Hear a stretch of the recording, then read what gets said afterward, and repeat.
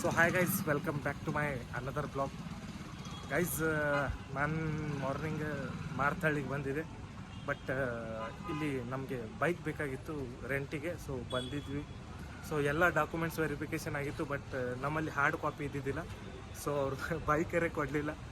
So ಇವಾಗ ಏನಂದರೆ ಅದುರೇ ಕೆಲಸ ಆಗಲಿಲ್ಲ. ಬಟ್ ಇಲ್ಲೊಬ್ರು ನಮ್ಮ ಬಿಜಾಪುರ ಅಣ್ಣ ಇರ್ತಾರೆ ಇಲ್ಲಿ, ಚಲೋ ಅದಾರ. ಅವರು ಒಂದು ಕೆಫೆ ಐತಿ ಆ್ಯಂಡ್ ಅಣ್ಣ ಮಸ್ತ್ ಅದಾರ. ಅವ್ರಿಗೆ ಮೀಟ್ ಆಗಾಕೊಂತೀವಿ ಗೈಸ್. ಇಲ್ಲೇ ಅದಾರ, 1 ಕಿಲೋಮೀಟ್ರ್ ಅದಾರ. ನೋಡ್ರಿ, ನಿಮಗೆ ತೋರಿಸ್ತೀನಿ ಯಾರ್ದಾರ ಅಂತ.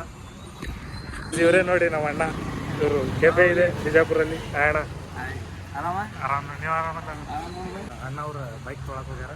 ಅವ್ರು ಅಂದಾರ ಇಲ್ಲೇ ಚಾ ಕೊಡೋರು. ಮತ್ತು ಅದಕ್ಕೆ ನಿಂತೀನಿ ಅವ್ರ ಸಂಬಂಧ. ಬರ್ತಾರೆ ನೋಡು, ಬೈಕ್ ತರತ್ತಾರ. ಅವ್ರೊಂದು ಹೊಸ ಬೈಕ್ ಐತಿ, CBR 650 I guess ತರ್ತಾ ಇದ್ದಾರೆ, ನೋಡ್ಬೋದು.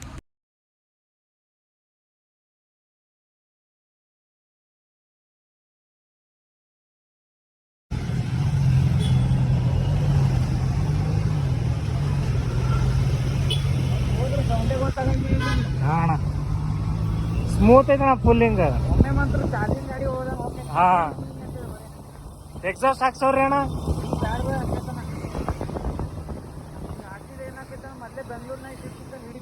ಹಾಂ, ಅದೊಂದು ಪ್ರಾಬ್ಲಮ್ ಐತ್ರಿ ಬೆಂಗಳೂರು ಊರಿಗೆ ಬರ ಹಾಕೊಂಡು ಬಂದ್ಬಿಡ್ತೀನಿ. ಹಾಂ, ಭಾಳ ಕಷ್ಟ ಆಯ್ತು. ನಾನು ಕಾಸ್ಟ್ಲಿ.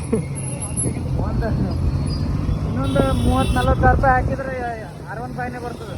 ಹಾಂ, ಒಂದರ ಮ್ಯಾಗ ಇದ್ದಿದ್ದು ₹1.5 ಲಕ್ಷ ಐತಿ. ಹಾಂ, ಅದೊಂದು ಭಾಳ ರೇಟ್ ರೀ ಎಕ್ಸಾಸ್ಟ್ ಇದ್ದು ಎಲ್ಲ ಗಾಡಿಗೆ ಹೋದ್ರೆ.